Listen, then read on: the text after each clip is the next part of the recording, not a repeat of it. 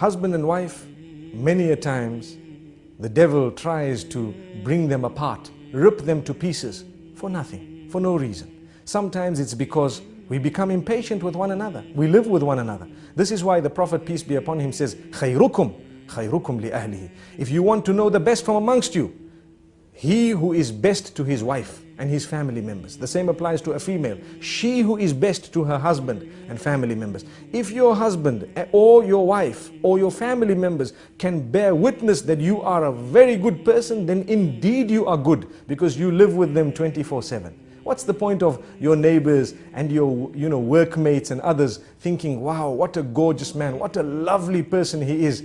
That's because you go to work, you smile, because you're being paid to smile. You work so nicely, you're so kind to your bosses and everyone because you're being paid to do that.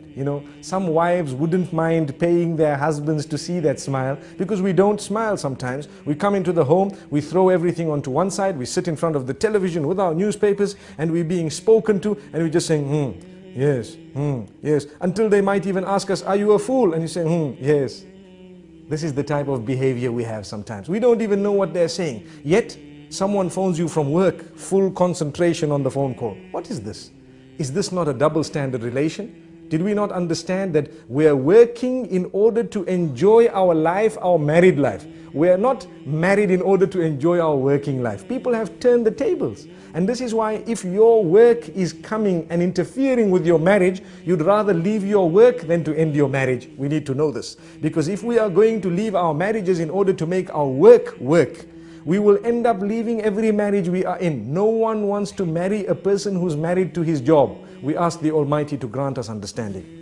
The point I'm raising is, some people prioritize wrongly, and they end up giving priority to that which is not supposed to be right at the top, over and above the things which are supposed to be right at the top. And for this reason, children are neglected, wives are neglected, sometimes husbands are neglected. The way we speak to them is far worse than the way we speak to others. Sometimes, as I said, at work, we can speak so calm, so kind to everyone, but come home, and suddenly we have such a face. Everybody's helter-skelter. Everybody's running around. No one wants to sit with us. We don't sit with anyone. When we're on the table, we have, a frown, and we look at everyone as the most harsh of people. And yet at work, even the girl who brought the tea to us, thank you very much. Oh, it was so sweet of you. Couldn't you say that to your own wife? Thank you very much. It was so sweet of you. Sometimes we have these examples can go on and on, but the point being raised is we need to make an effort to try and build the relation. Relations are built. They don't just happen.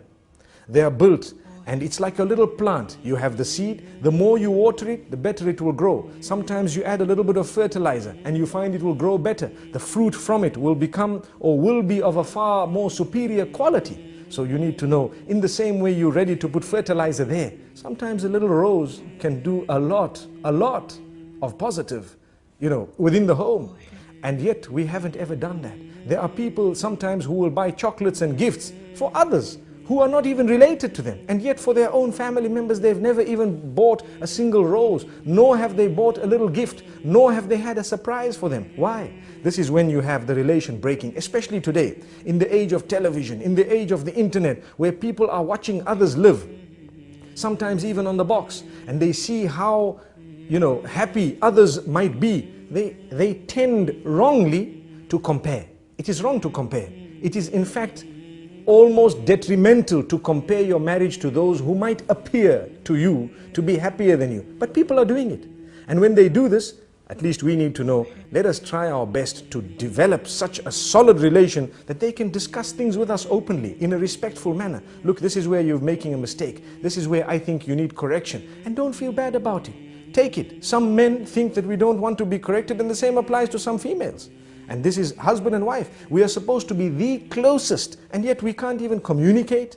If that is the case, we're wrong. We then have husbands who threaten and continue to threaten. What do they say? No, if you tell me this, I'm going to send you home. What type of a relation do we expect there? She has a right to highlight it, and you need to think about it. This is the closest person to you telling you that I think you need attention. And if they are really thinking that, then you probably do need that attention. Or you need to engage them in discussion and convince them why you don't need that. But you don't just dish out commands. I don't even have time. I don't have time to talk to you. I don't have time. Come the weekends, we're sitting with our friends. Well, why did you get married? You have a wife, you have children. These are the first order of your friends. This is the most intimate circle.